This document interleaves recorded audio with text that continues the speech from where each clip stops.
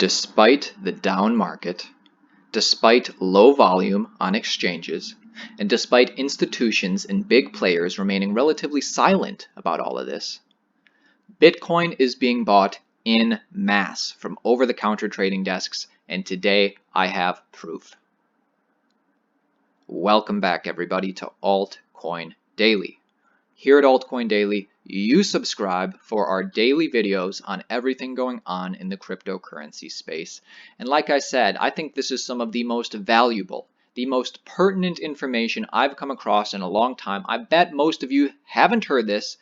And this is actual proof, as in something that can be verified. And we're going to verify it, that Bitcoin is being bought in mass, privately, and without you knowing. I can almost already feel a few of you being resistant to this information. I can almost see a couple of you crossing your arms, going, "Oh, really?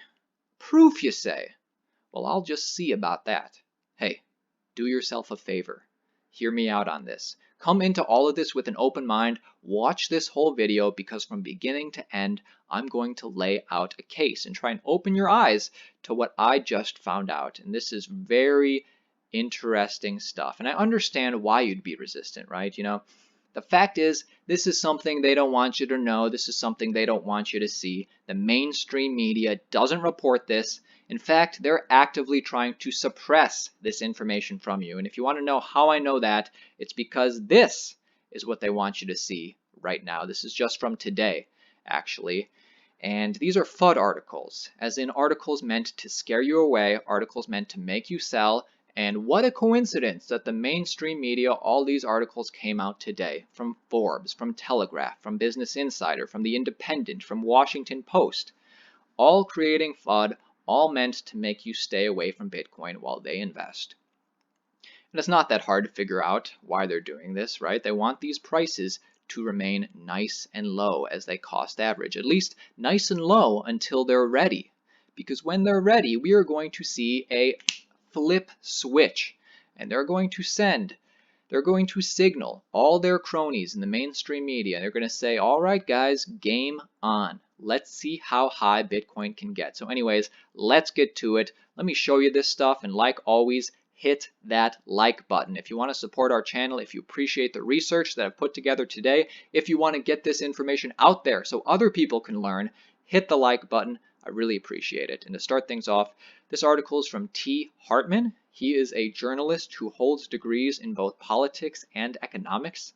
And recently, this article is just from a few days ago, he wrote an article compiling information that shows us over the last 4 weeks, over 133,000 Bitcoins have been bought by 5 entities, all cost averaging into 5 wallet addresses over the past 4 weeks. 4 weeks. Well, that's a coincidence. That's the same 4 weeks that we've been seeing this eerie market stagnation. But now we know that behind the scenes, hundreds of millions of dollars worth of Bitcoin have been flowing into the wallets. So let's do it. Let's get into it.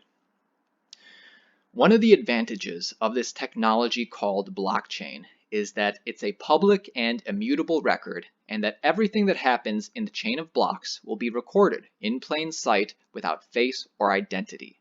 And by visiting bitinfocharts.com, you can actually check a top 100 record of addresses with the most Bitcoin. Or to put it another way, it's the top 100 of crypto millionaires. There are also records of other wallets, but we're going to focus on the big ones today.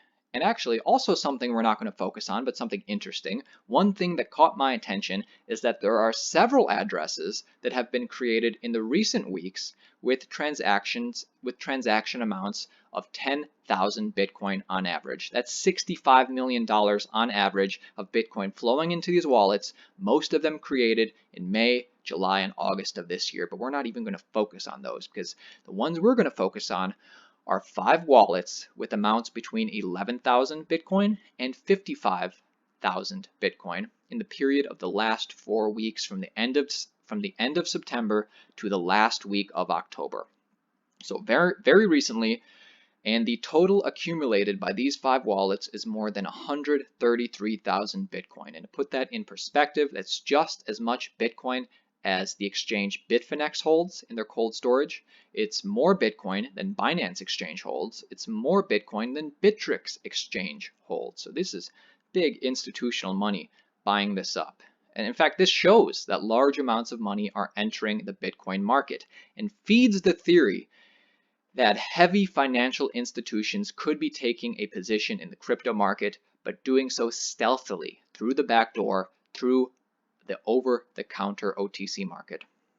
And below are the 5 wallet addresses and the approximate dollar amount at the time of writing. And this isn't just some graphic that was altered or anything. We're going to compare this to current information on bitinfocharts.com. So just so you know what you're looking at, these are the 5 wallet addresses. These are the dates of the last amount of Bitcoin that entered them. So we can see they're all from the end of September, or then the last month of October. And this is the amount of Bitcoin currently in the wallet and the US dollar equivalent. So some of these wallets have 11,000 Bitcoin in them. Some of these wallets have 55,000 Bitcoin in them. And these were all generated in the past month, and this money flowed into them over the past month.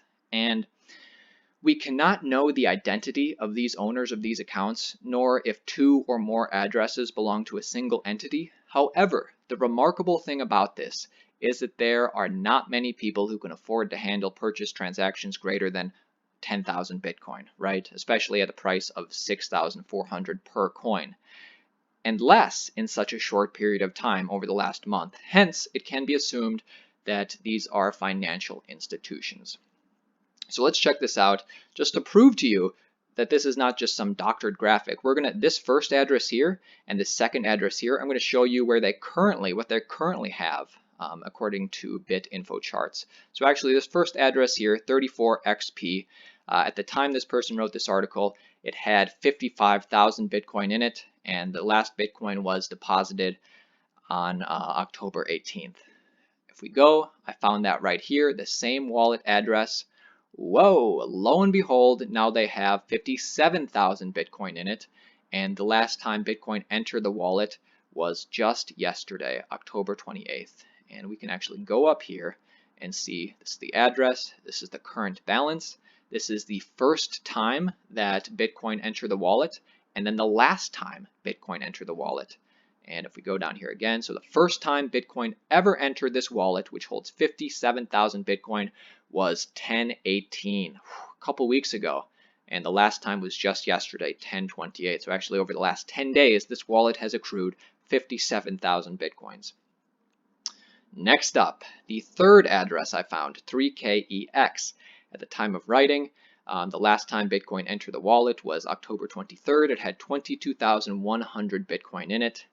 Now we see, if I can find it, there we go, 3KRO, and is that the right one? Oh, this isn't the right one, 3KEX. Okay, well, you know what I was, 3KEXR, is this it? 3KEXR, okay, it's the one right above it. I think this just changed on me, and for some reason this is still highlighted. So we can see that it has 22,100 Bitcoin still in it. Let's fix this right here. This is how relevant this information is, and the information is still the same. So 22,100 Bitcoin, the last time it was deposited, it was 10/23, and that matches up with exactly what we see here.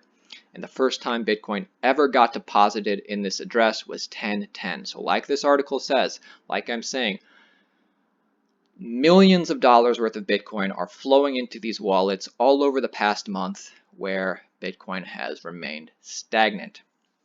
So the question is, why do whales buy over the counter? Let me try and answer that. The reason is simple. A lot of public exchanges like Binance and Bittrex, etc., they have max buy orders because with huge orders, they can't provide reliable liquidity. So if a public exchange like you use Binance, if they did try to handle such huge buy orders of 100 or even 10,000 Bitcoin or more, what would likely occur is something called slippage. And slippage is basically the price changing before the order is filled. So whales and institutions, they prefer to buy over the counter where they can agree on a set price before the trade is made. And sometimes OTC trading desks are set up directly with Bitcoin miners because it's in everybody's best interest to keep the price stagnant. So big Bitcoin miners have large amounts to sell and they do not want to drive the price down, so they choose to sell on OTC platforms. On the other side, big investors want to buy large amounts, which if done in normal exchanges would drive the price up. So big miners and big buyers use OTC because it's more convenient for all of them. Yet on the market, we see just stagnation. Also, if you look into this, you will find that OTC trading desks, OTC, despite the market being down, OTC is up. And that's even according to Bobby Cho of Cumberland, which is a leading platform for over-the-counter transactions. And he is saying that that institutional investors are taking over. Mostly those institutional investors buy at $100,000 in Bitcoin or other cryptocurrencies. And also the CEO of Circle has said, we've seen triple-digit growth enrolling in our OTC business. This is a big growth area. So to conclude this video, I want to leave you with this audio, perhaps the most powerful audio I've heard in the past couple of weeks. It's from the podcast Unchained.